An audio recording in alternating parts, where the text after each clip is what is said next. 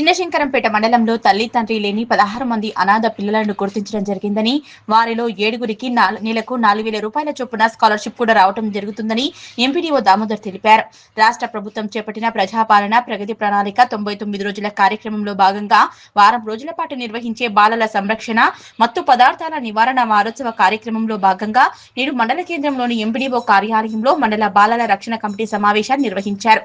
చందంపేట గ్రామంలో బాల్య వివాహాల నిర్మూలన కోసం గ్రామ సభలో తీర్మానం చేయడం పట్ల సర్పంచ్ ప్రవీణ్ తో పాటు పాలకవర్గాన్ని, గ్రామస్తులను ఆయన అభినందించారు.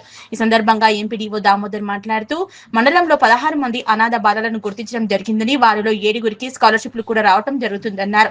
తల్లి లేక తండ్రి లేని 200 మంది పిల్లలను గుర్తించడం జరిగిందని, 11 సంవత్సరాల నుంచి ఇంటి వద్ద ఉంటున్న అమ్మాయిలను పాఠశాలలో చేర్పించాల్సిన బాధ్యత బాలల సంరక్షణ కమిటీ తీసుకోవడం జరుగుతుందన్నారు. బాల్య వివాహాలు చేయడం చాలా నేరమని, వివాహాలు చేసుకున్న పిల్లలతో పాటు వివాహ వేడుకల్లో పాల్గొన్న వారిపై కూడా చట్టరీత్యా చర్యలు తీసుకోవడం జరుగుతుందన్నారు. అమ్మాయికి 18 సంవత్సరాలు, అబ్బాయికి 21 సంవత్సరాలు నిండే వరకు వివాహాలు చేయకూడదని, ఒకవేళ అలా చేస్తే వారిపై చర్యలు తీసుకుంటామన్నారు. ఈ కార్యక్రమంలో tahsildar Malathi, SI Narayana Goud, ICDS supervisor Anjamma, MPO Vinod Kumar, ప్రాథమిక ఆరోగ్య కేంద్రం సిహెచ్ఓ యాదగిరిరావు, చందంపేట సర్పంచ్ ప్రవీణ్ కుమార్ తో పాటు బాలల సంరక్షణ కమిటీ సభ్యులు, అంగన్వాడీ టీచర్లు పాల్గొన్నారు. అందరికీ నమస్కారం.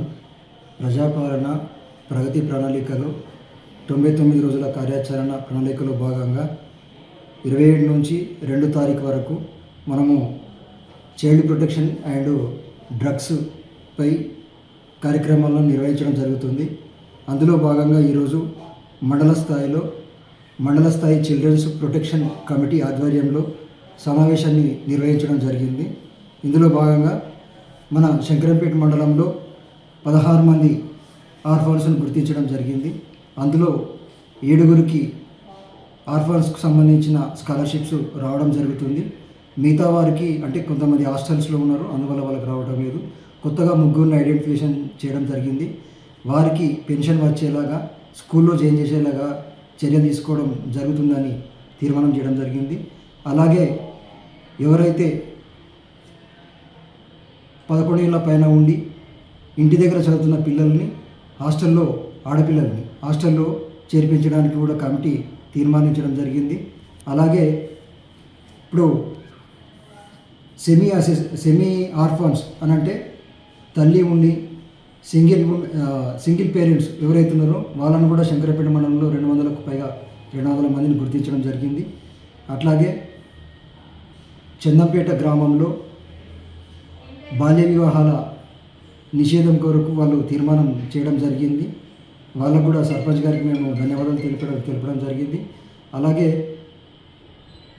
అనాథ పిల్లలు ఎవరైతే ఇంకా బడి బయట ఎవరైతే ఉన్నారో వారిని కూడా గుర్తించి బడికి పంపించే ఏర్పాట్లను ఈ కమిటీ తీసుకోవడం జరుగుతుంది. అట్లాగే అడాప్షన్ హెల్ప్ డెస్క్ అంటే ఎవరైతే సంతానం లేని వారు ఉంటారో వారు మన సిడిపిఓ దగ్గర ఆధ్వర్యంలో ఉన్న పిల్లల్ని దత్తత తీసుకోవడానికి వాళ్ళు రిజిస్ట్రేషన్ చేసుకోవాల్సి ఉంటుంది. ఇది రేపు మెదక్లో నిర్వహించడం జరుగుతుంది. అలాంటి సంతానం లేని తల్లిదండ్రులు ఎవరైనా ఉంటే అక్కడ వెళ్ళి దరఖాస్తు చేసుకోవాల్సి ఉంటుంది.